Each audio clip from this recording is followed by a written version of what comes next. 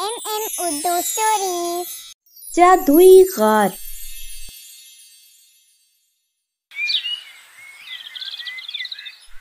बहुत पुराने जमाने की बात है।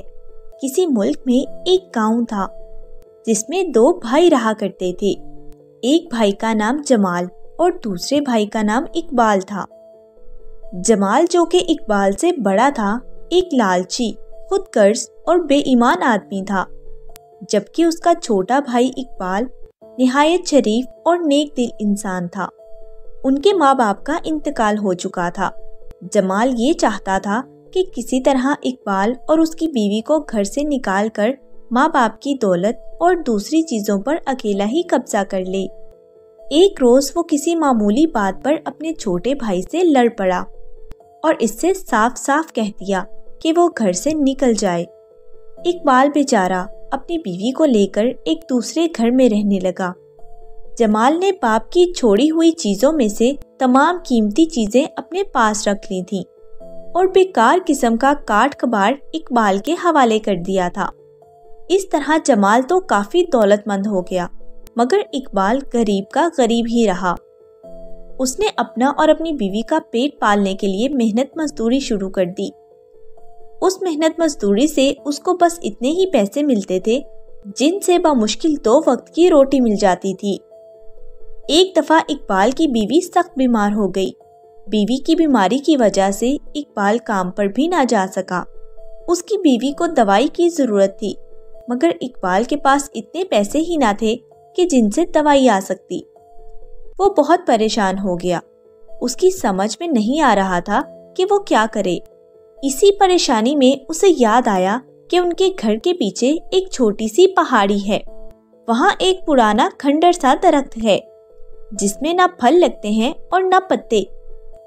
उसने सोचा कि वो इस दरख्त को काट कर उसकी लकड़ियाँ फरोख्त कर देगा।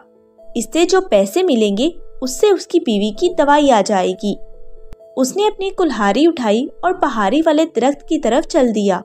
वहां पहुंचकर उसने दरख्त को काटने के लिए कुल्हाड़ी उठाई ही थी कि उसके कानों में एक आवाज आई, खुदा के लिए इस दरख्त को मत काटो। इकबाल एक लम्हे को तो हैरान रह गया। उसने चारों तरफ देखा, ये आवाज कहाँ से आई है। अचानक उसकी नजर दरख्त पर बैठी हुई एक निहायत खूबसूरत और रंग बिरंगी चिड़िया पर पड़ी। इस चिड़िया ने फिर कहा, इस दरख्त पर मेरा घोंसला है और इस घोंसले में मेरे छोटे छोटे बच्चे हैं। तुम ये दरख्त काट दोगे तो मेरे बच्चे भी घोंसले समेत जमीन पर गिर पड़ेंगे। मुझ पर रहम खाओ। इसके बदले में तुमको इतनी दौलत दूंगी कि तुम सारी जिंदगी चैन और सुकून से बसर करोगे। तुम एक थैला लेकर मेरे साथ चलो। इकबाल ने कुल्हाड़ी को वहीं फेंक दिया और घर आ गया। उसने एक थैला लिया और दोबारा इस खूबसूरत चिड़िया के पास आया। चिड़िया ने उसको अपने पीछे आने का इशारा किया और एक सिमत उड़ने लगी। थोड़ी देर बाद वो दोनों घने दरख्तों से गुजरकर एक गाड़ के धाने पर आ गए। खूबसूरत चिड़िया बोली, तुम इस कार में दाखिल होकर जितनी दौलत चाहो इस थैले में भर लो। इकबाल गार में दाखिल हो गया। जैसे ही उसने गार में कदम रखा, उसकी आंखें हैरत की वजह से फटी की फटी रह गईं।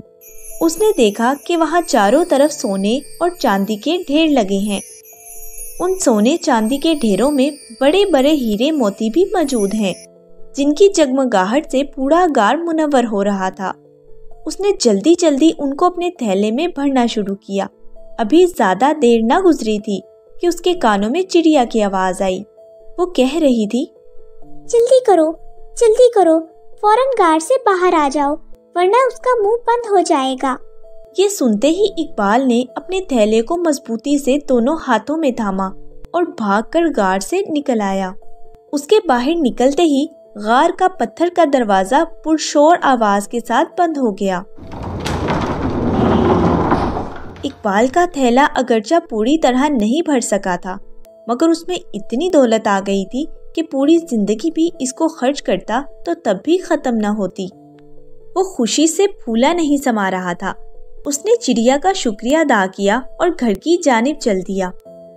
उसकी बीवी ने जब इतनी सारी दौलत देखी तो वो मारे खुशी के इसी वक्त भली चंगी हो गई। دونوں میاں بیوی اس دولت کو خرچ کرنے کے منصوبے بنانے لگے۔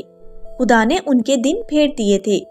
اقبال نے اپنے رہنے کے لیے ایک بڑا سا گھر بنوایا اور اس میں اپنی بیوی کے ساتھ بڑے ٹھاٹھ سے رہنے لگا۔